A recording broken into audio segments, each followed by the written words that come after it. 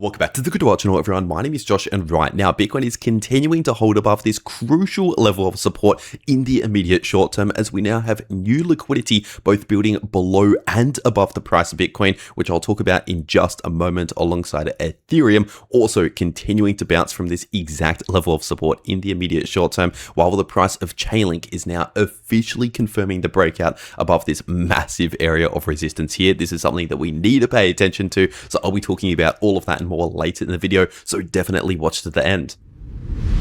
First of all, starting off on the weekly Bitcoin price chart, and the super trend indicator is still sitting in the red, and we're also still playing out this massive oversold signal in the weekly Bitcoin RSI. So obviously not a lot has changed on the weekly time frame over the last one day. And if we're taking a look at the 3-day Bitcoin price chart, obviously the shorter term trend is still clearly bullish right now. The price structure still overall bullish. Obviously I've been saying that every day since the moment we confirmed the breakout above around 76,000. That was a crucial breakout above this previous range high here. So for as long as we're holding above this area in between 72,000 to 76,000, currently acting as support, for as long as we're holding above that area, once again, the short-term price structure, the trend that we're in, is technically still bullish. So keep that in mind, but also keep in mind it's not going to be a straight line. Of course, we're going to see little short-term slowdowns and pullbacks and things like that along the way during the bullish trend. And of course, the next significant resistance is still sitting at closer towards around 86,000. And if we're taking a look at the shorter term moves,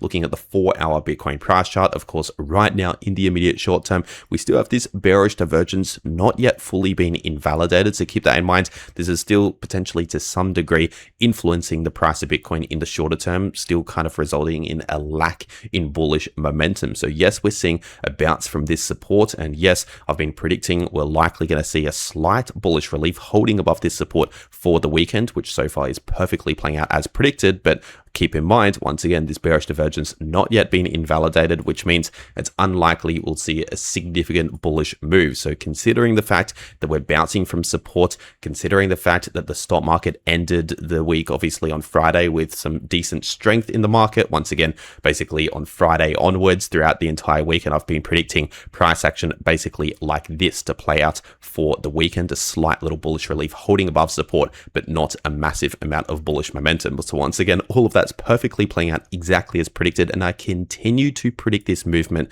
at least over the next one day or so. For the remainder of the weekend, it's very likely we'll continue that sort of movement, and then of course tomorrow the stock market opens back up again in the US, which can potentially provide a strong signal to where the Bitcoin price and the crypto market will likely be heading next throughout the next week. But overall, that is my exact prediction. I continue to expect this sort of price action to continue at least over the next one day or so until the stock market opens back up again tomorrow. And of course, if we're taking a look at the Bitcoin liquidation heat map, we still have liquidity to the downside and also a small amount building above the price of Bitcoin. First of all, we have a very small amount at around 79,000. We have a decent amount at around 77.5k to 77.7k approximately. And we now have some new liquidity starting to build at roughly around 83,000 and slightly below 83,000, around 82.9k as a major level of liquidity to watch out for in the shorter term, which obviously tells us that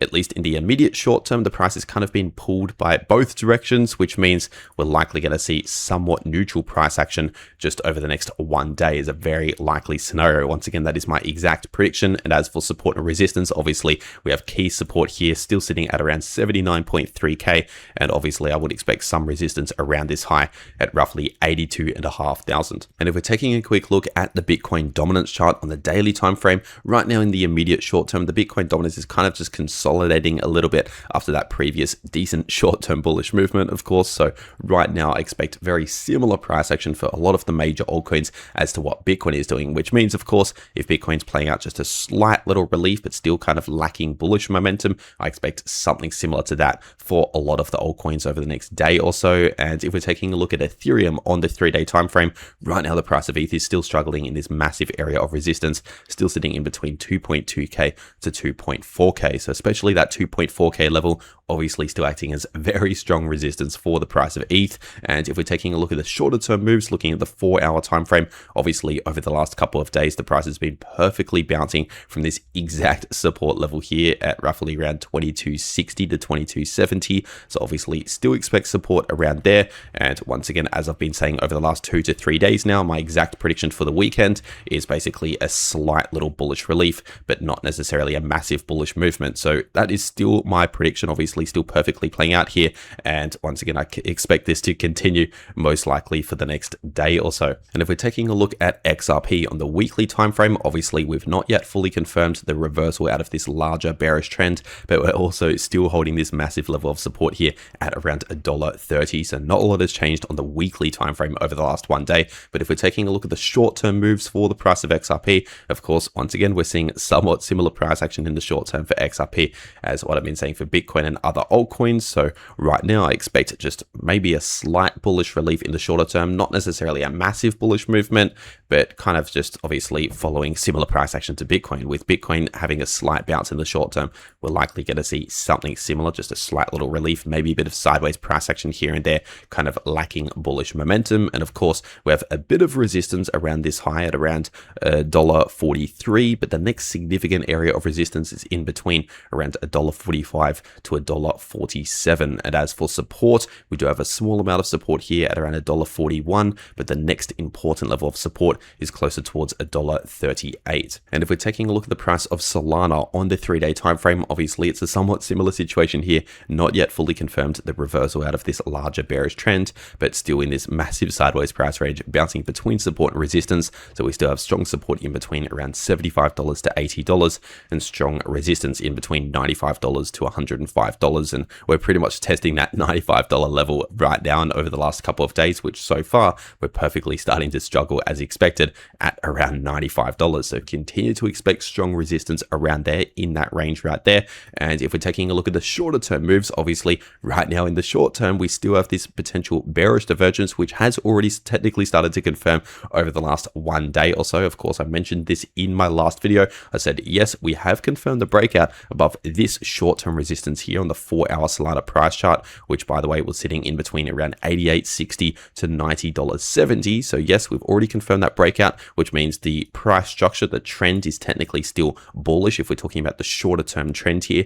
But once again, we have this bearish divergence confirmed with higher highs in the price, lower highs confirmed in the RSI, which means we're likely just going to slow down the bullish price action maybe for a day or two. Of course, it's already been about one day, so maybe over the next day or so, we're likely going to see a bit more of a slowdown, either some sideways price action or potentially a bit of a pullback as one of the most common outcomes from a bearish divergence. Now, it's important to understand a bearish divergence does not necessarily mean a massive crash or anything like that, just kind of slowing down and losing some of that bullish momentum in the shorter term, but not necessarily a reversal out of this trend. It's possible we can continue the bullish trend later on. And so that is my exact prediction for the next day, just a slight little cool off, but most likely remaining overall bullish if we're talking about, let's just say, the next week or so. And if we're taking a look at Chainlink on the 3-day time frame, what has just happened for the price of Chainlink over the last one day is, of course, a 3-day candle close now officially confirming above $10. Now, this is officially starting to confirm the breakout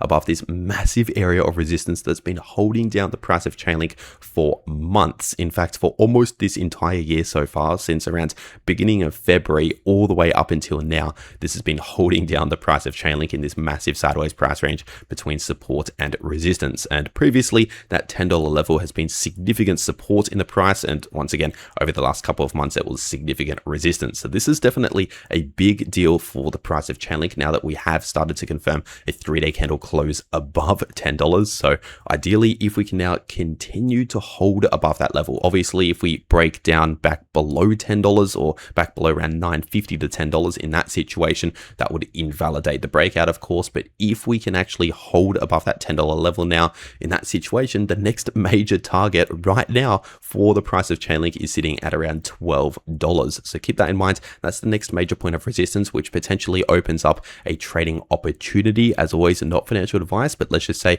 if you were to long Chainlink from, let's just say, even the current price to that $12 price target, that's about a 15% move towards the upside with no leverage. Or let's just say if you wanted to be a bit more cautious with an entry price rather than going all in right now or anything like that, rather than taking a decent amount of risk. Let's just say if you're waiting for some sort of retest, say if we came back down towards roughly $10 and we entered somewhere around $10 towards that $12 price target, obviously that's closer towards a 20% move from $10 to $12. And of course, if you waited for an entry at around $10, you would have slightly lower risk compared to, of course, entering right now. So keep that in mind. Of course, it does not mean that we're definitely going to see a retest. I'm just saying if we actually start to play out some sort of retest, come back down towards $10, and then if we actually start bouncing from $10, in my situation personally, that would make for a pretty good entry into a potential long position to trade this bullish movement towards that next major resistance at around $12. As always, not financial advice. I'm just letting you know what I'll be looking at potentially doing if ideally we see a retest here. And so overall, those are the potential trades that I'm looking at taking, the key levels, price targets, and my exact predictions moving forward for all of these crypto assets. And remember, if you want to trade any of these moves in the price of any crypto, check out the links below the video in the description and in the pinned comment to those crypto exchanges. If you want to take advantage of massive bonuses and fee discounts that are only available to certain links using the links below this video, to certain exchanges using those links. So if you're going to be trading crypto anyway, you might as well check it out. Once again, links below the video. And of course, if you want to actually know how you can trade these moves, no matter what direction the price goes, to profit at all times in the market, then make sure to watch these videos popping up right here on your screen, because the video in the top left shows you how you can profit from bullish or bearish price action using long positions or short positions, and the video in the bottom left shows you how you can easily profit from choppy sideways price action. But anyway, that is everything that I have to say for today. I really hope you enjoyed it, and I'll see you all in the next video.